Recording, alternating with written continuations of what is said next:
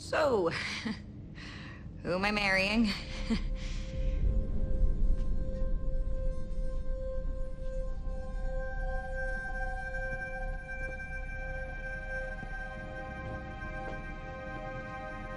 I'm Lucy. Do you have a name? Don.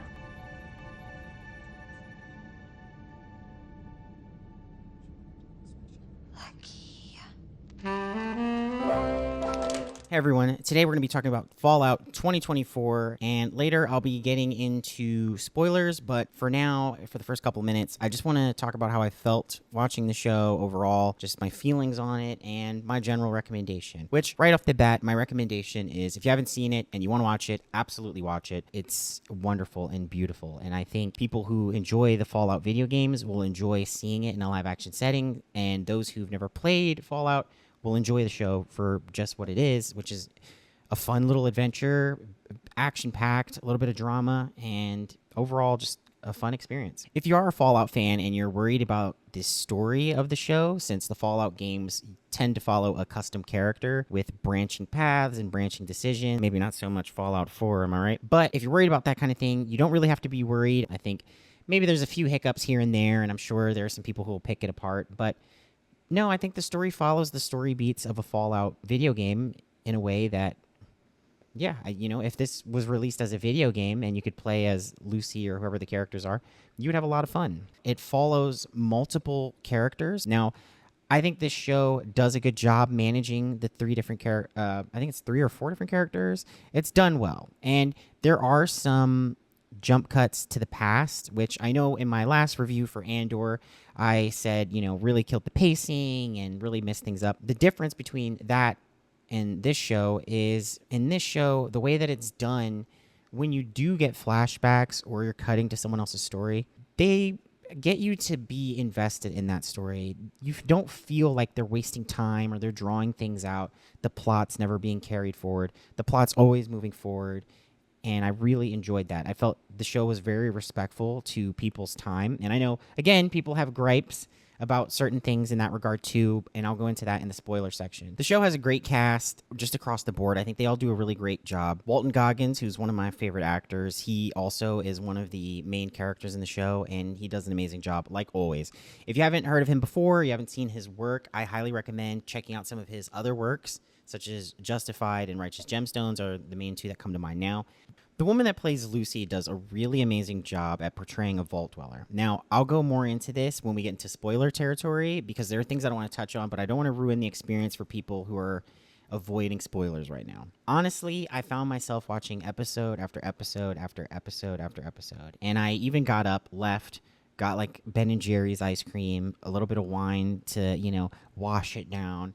And I said, hey, like, this is the rest of my day, all right? And then if I don't finish it, then a little bit of my next day or whatever. However many it takes to finish the episode, I'm like, that's what I'm committing to. I had so much fun. All right, I will be getting into spoilers, so if you haven't seen the show and you don't want it ruined, please pause and or save the video for later and come back. The show opens with Cooper Howard, who is played by Walton Goggins, and he is working a birthday party for kids with his kid. And this is really what roped me in, because right off the bat, we get the music. Old school classic, golden oldies, Fallout music. We get Walton Goggins. We get beautiful colors, beautiful costumes, the sets. All that stuff I listed before is so gorgeous. So he's wrapping up the gig, and they're talking to each other about the nuke situation, and she talks about what they learned in class about if the cloud is bigger than your thumb when the nuke hits, it's hopeless to run, and if it's smaller, then you can get away. While he's talking and looking away, a nuke hits, and she puts her thumb up, and, you can just see the fear in her eyes. Before she even said, your thumb or mine, I already had nothing but fear fill me up. Your heart sinks.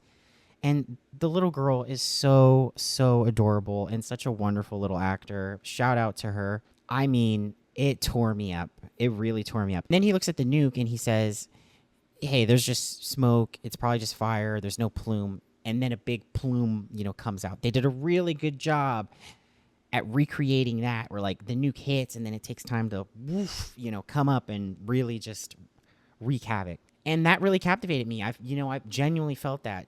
I can say it so many times, but she's just such a wonderful little actress. Really, shout out to her. She did exactly what was intended for her role, and it rocked me. We then cut to Lucy, who is a vault dweller. She's very much naive and a product of her vault life. She grows up in a vault that's not necessarily one of the worst, but it's not one of the best either. Anybody who's played the Fallout genre or games knows that the vaults are not what they seem on the outside ever. And sometimes they're exactly what they seem because it just went to hell. That being said, her vault is connected to other vaults, and I think that's what makes it different. She wants to have a child, but she's pretty much related to everybody, and she doesn't want to do that.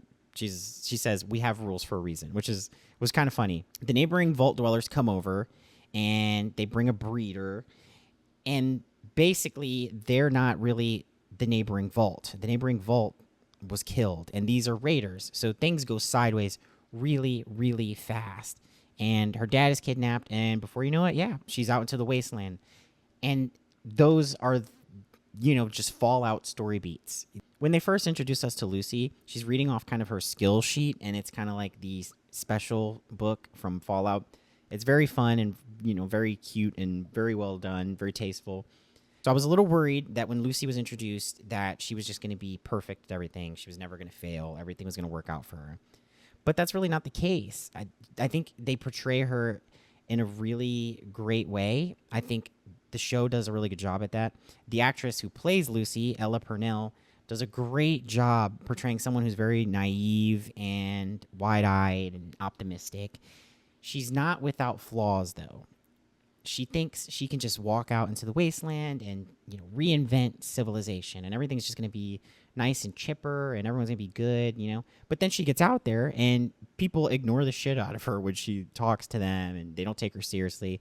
I think even one of the ladies in the stores, laugh at her because she's a vault dweller, and they know that vault dwellers don't know anything about the wasteland. The only thing I can complain about in regards to Lucy and one of the plot lines for the show is her relationship with Maximus is something I completely disagree with. I think the way that it's written in is completely shoehorned in. I think Maximus is an irredeemable character and not very likable. I think it's odd that she would pick him. I think, if anything, the defense could be that she's supposed to be kind of naive and trusting, so maybe she's putting her faith in someone a little too quickly and kind of learning the ropes. But I can only stress this so much. I think the character Maximus is the biggest pussy ever. You're a pussy. I really don't like this man. I don't know if you can tell. I don't like him. Now, he's a bad character, but that doesn't mean he was written poorly. I think he was written good, and he portrays exactly what he's supposed to portray. To start, I wanted to like him. I thought, okay, cool, we get a Brotherhood of Steel story. It'll be fun to kind of watch that and get some preface to what really goes on, their training and all that stuff. I think maybe 2 or 3 minutes later of being into his story, I was kind of already starting to decline with how much I like him. Now, he's very conniving and cunning. Well, maybe not cunning. Cunning, maybe not even conniving. I think those two require skill and planning. And for him, things tend to just work out in a sense he fails upward. He gets these opportunities and then seizes them. I do like that he's a bad character because I like what it means to me in relation to the story. I think he's representative of the Brotherhood of Steel at its core and what it's become. I think the Brotherhood of Steel in the past or in other certain areas of the wasteland, they are, the knights that protect everybody and keep some kind of civility in towns and settlements. The Brotherhood of Steel has kind of devolved and turned into this mess, this militaristic dog-eat-dog world. People are stepping over each other.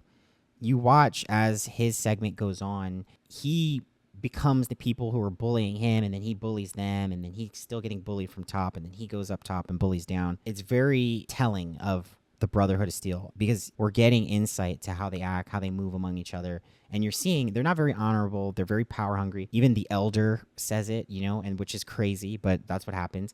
And I think that's what we're seeing. So when we see him do these things, it's very much representative of the Brotherhood as a whole, so that you understand there's something rotten at the core. One thing that happens that was a little bothersome to me is he gets paired up with a Brotherhood of Steel knight, and him and the knight go into a cave. He sends Maximus into the cave because it's dark, but power armor has, I think it has a headlamp. So I was confused about that. And then when he turns around, there's a Yao Guai there, which is a mutated bear, basically. Now, I can understand the panic, I would more so understand the panic if it was a death claw, but either way. The reason I don't understand why things happen the way they happen there is because he kind of gets beat up by the Yao Guai, and then he kills it eventually. I think Maximus shoots it and it dies. He's in power armor. And even later in the show, they show power armor punching through bricks and bending metal and jumping really high and flying around. If you can punch through bricks and concrete,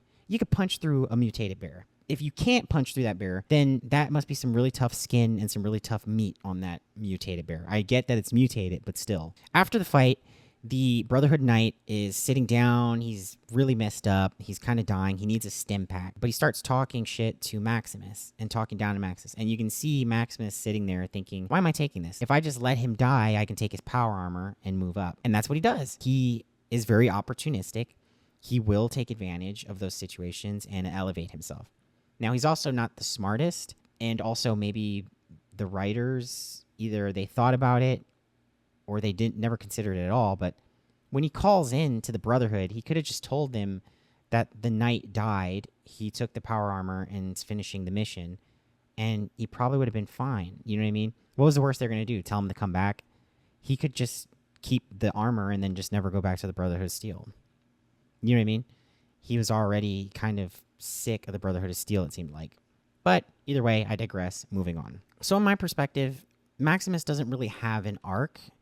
I think that's purposeful because the intention is to show someone who kind of represents what the flaws in the Brotherhood of Steel are. He's a grown man. He's set in his ways. He's very cowardly, opportunistic. He's willing to do what it takes to move himself up, and he continues to be that way. The only time he doesn't do that is for Lucy at the end, but even then it still elevates him and it's still opportunistic. I just don't understand the making him and Lucy be in a relationship. I don't know. I really don't know. Shout out to the actor who played Maximus, though. I think he did a great job. Obviously, I don't have any negative feelings about the actual actors themselves. These are just fictional characters after all. But he did a great job. So shout out to him as well. The Ghoul.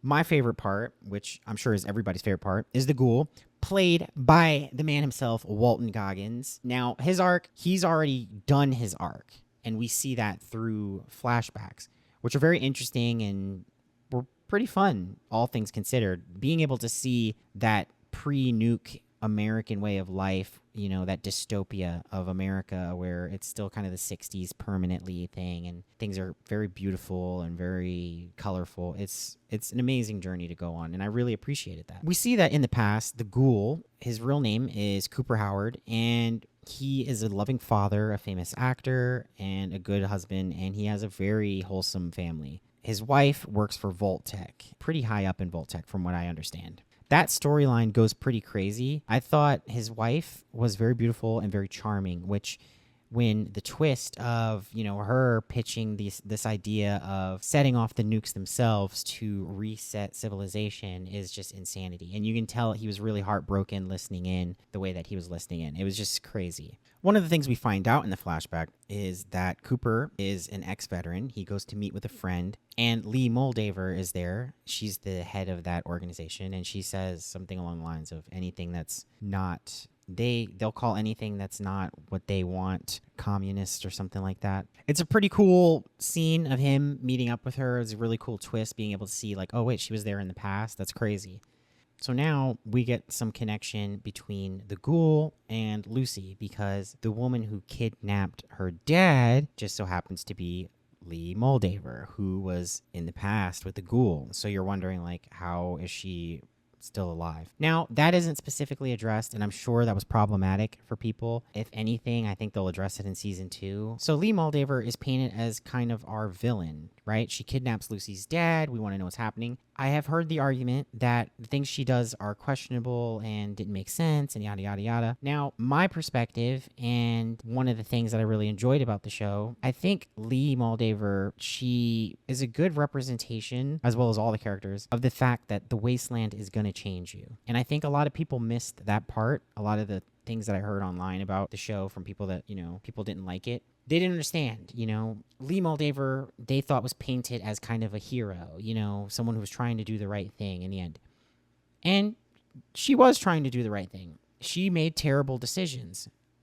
I don't think her being good was ever really in question. I think in the wasteland, it's hard to be good. It's really difficult to be that way. Someone like Lucy has a lifetime of naivety and innocent, fun, loving, wonderful experiences. But even her, when she goes out into the wasteland, she's pushed to the brink and she has to do things she doesn't want to do. Lee Moldaver, she could have came in, tried to kidnap Lucy's dad and spared everybody. But she went with probably what was the easiest choice, which was to get raiders to accompany her, raid the place, cause havoc so that she can kidnap Lucy's dad more easily in the chaos and leave the place. And, a lot of people died, and that's very evil. However, she wants to provide cold fusion to the world to help restart civilization. She had already built a city. She built Shady Sands, and, they had power and civilization was starting back up. But as we learn, Vault-Tec and the big companies, they don't want that, and they destroyed it. And now she's really on a tear because she lost the woman she loved, and she lost the city she built, or the city she was a part of, I guess. And yeah, so you can kind of understand why she made those decisions. I don't even think she was trying to be the good guy in a certain sense. I think she was just trying to accomplish a goal and provide a better world for future generations at the cost of her own, say, innocence or conscience. To be clear, I think every character in the show experiences that push of having to do things that they don't want to do. Okay, so we addressed that everyone gets pushed to the brink in the wasteland. Now, we have another set of characters to talk about, which are the scientist from the Enclave, I believe, and Dogmeat. So Dogmeat is raised by the scientist. The scientist doesn't get rid of the dog, and he gets caught with the dog, so him and the dog go to escape. Now, I have a gripe with this scene because a turret comes out of the ground. It's 5 to 10 feet away from him, and it misses every bullet. It's an automated turret. Go, go.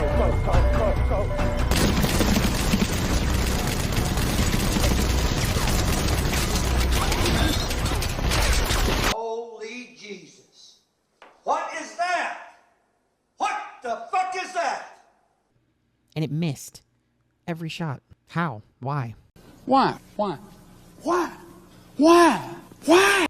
You know what I mean? It doesn't make sense. Either way, they wind up escaping and they run into Lucy. The scientist and Lucy part ways and then wind up running into each other in Philly. It's this town just a little bit away where we find out that a man, the scientist, is supposed to meet with Lee Moldaver. Now, the ghoul is hunting the scientist and he's getting paid to capture the scientist.